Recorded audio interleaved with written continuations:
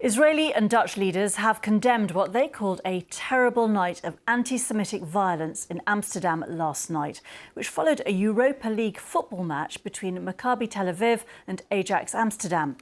The mayor of Amsterdam described it as a dark day in the city's history, saying men on scooters had carried out hit-and-run attacks on Maccabi supporters. She said the violence brought to mind anti-Jewish pogroms in European history. Well, 62 people have been arrested. At least 5 people were treated in hospital.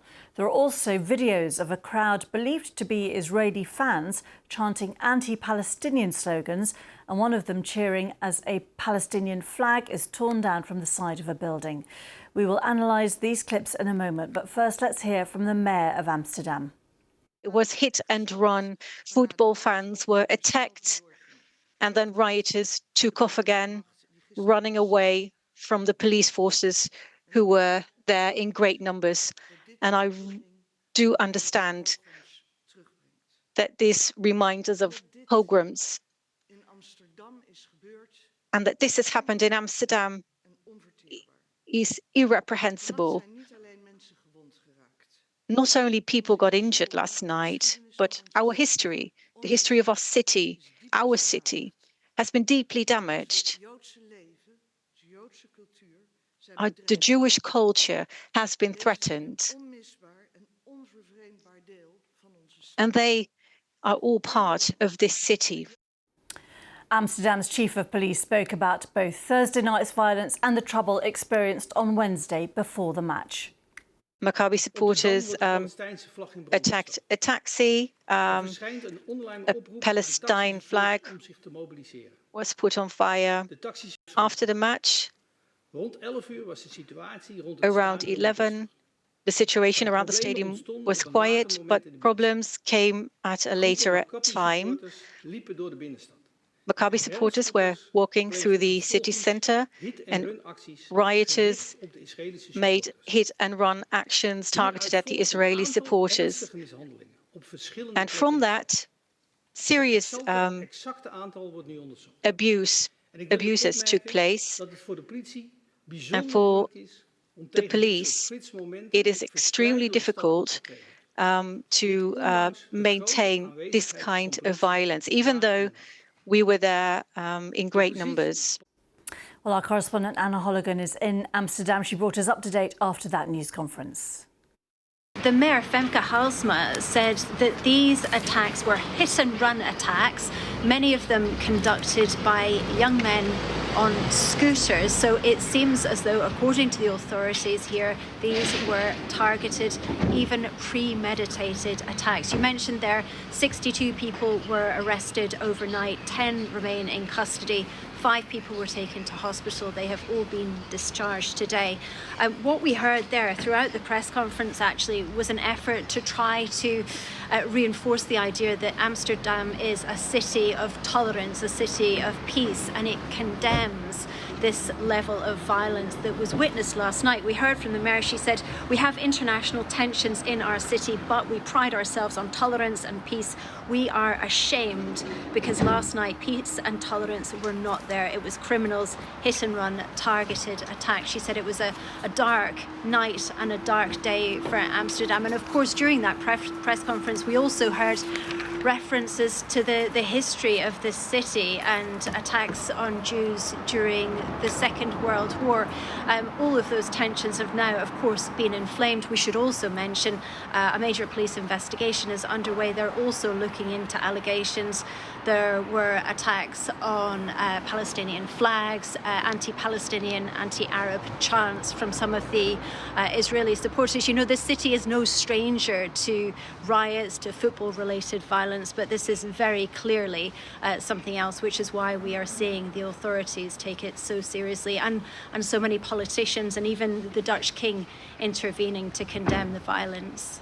And just tell us a little bit more about what you know about the background to this, Anna. Well, we have gone through and verified some of the videos which have been circulating on social media. One shows a man cowering on the ground. He's being beaten. Another one shows someone being run over. It's very difficult to ascertain who was behind these attacks because many of the perpetrators were wearing black clothes and balaclavas. We also know that there were acts of kindness from many Dutch residents taking people into their homes. There were cafe and bar owners offering to get supporters taxis back to their hotels. Many of the supporters had to be escorted back to their hotels by police. Police also today were advising supporters to stay in their hotels. We know that the Israeli airline, the national airline, has arranged 2 chartered flights in order to transport the Maccabi supporters back home today.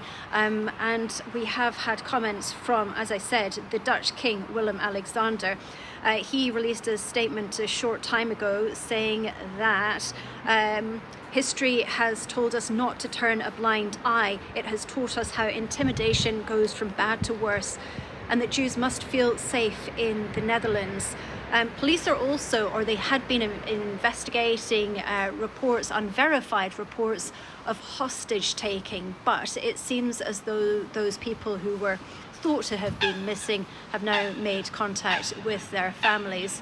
This investigation is continuing, of course, and there will be an increased police presence around the streets of Amsterdam. But we heard during the press conference there at the City Hall, lots of journalists asking the question, well, why weren't there more police out on the streets? Because in the days preceding this game, there had been sporadic acts of violence.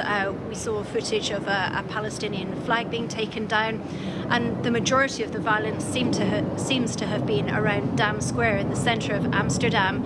And the mayor responded by saying, we have an increased police presence and we are doing everything to find the perpetrators behind these vicious attacks. Anna Holligan there. Well, I'm joined now by our correspondent Joe Inwood, who is in Jerusalem for us. Just tell us about the reaction there, Joe. It's been one of fury and of shock. We've had a really powerful statement from the President, Isaac Herzog, who described this as a pogrom. Now, just to give you the context of that word, it refers to massacres and expulsions of Jews from Europe and Russia in the 19th and 20th century. So to compare it to that shows just how strongly they feel.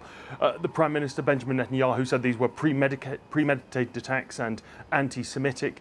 And we've also heard that the new Foreign Minister, Gideon Saar, is going to be on his way to the Netherlands to try and oversee things. Now, before, there had been reports that the Israeli government was going to be sending 2 military planes, 2 Hercules, to fly to Amsterdam to both take medical supplies and to bring people back. That has now been cancelled. It's been decided clearly that the Dutch medical system can obviously cope, but also that El Al, the national carrier here, can bring people back, and there are expected to be extra flights put on. But yes, it's a very difficult moment or set of scenes for people here in the context of what's been happening for the last year and just the mood in this country. And Joe, just tell us a bit more about the football club itself. Yeah, Maccabi Tel Aviv is the oldest and arguably the most successful club in this country. It's won more league titles than any other, and it's been in the Champions League a few times, got through the knockout stages, which few Israeli clubs have. It's of course based in Tel Aviv, the coastal city. Now, as all clubs do, it has ultra fans, and there have been allegations in the past of racist chants, of offensive chants, and as Anna was mentioning before, there have been suggestions or allegations that that was the case last night, and video evidence does back that up.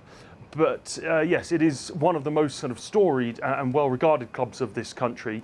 They've told their fans to comply with the recommendations of the Foreign Ministry and to avoid going out if at all possible. And they clearly are taking this just as seriously as the government are. OK, we will leave it there. Thank you very much indeed, Joe Inwood. And Ajax, who also, of course, are involved, have put out a statement saying after a sporting football match with a good atmosphere in our stadium, for which we thank all parties involved for the good cooperation, we were horrified to learn what happened in the centre of Amsterdam last night. We strongly condemn this violence. Well, Richard Irvin Brown from BBC Verify has been looking more closely at the social media videos that have been posted. With any social media video, we want to know where it was filmed and when it was filmed, and that can inform what we report. So there have been 2 instances we've seen, for example, of Palestinian flags being removed. Now, it's been very easy to find where this has happened because Amsterdam is a city very well mapped out by Google and Bing and others. So we can see the locations where these flags were flying. We can even see recent pictures on Google from September showing those flags in situ. Now, one of the clips shows the flag, or someone trying to remove the flag at night time. What we can do is take frames from that video and search for those and find that actually the earliest copy we've seen so far was from yesterday afternoon in daylight hours. So that means it must have been filmed before then, overnight, Wednesday into Thursday, or even before that. What we can't say for certain from a video like that is who these people are, although in this instance we can hear them swearing against Palestine. And again, with the daylight video, yes, we know where it was filmed. No, we can't say who are trying to take down that flag. But again, from it being posted overnight and it being in daylight, we know it must have been before the game. Just tell us what else you know about what's been going on.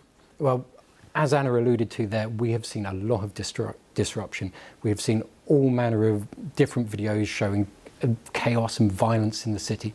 A lot of these emerged this morning and we're going through them. The clip we're looking at the moment, both us and Reuters have been in touch with the person we believe to have first put that online. We know where it was. For instance, we can see the Snipe shoe shop in the background, we can see the Victoria Hotel, and again this makes it very clear where it was filmed, and we've seen many incidents in central Amsterdam of this kind of violence.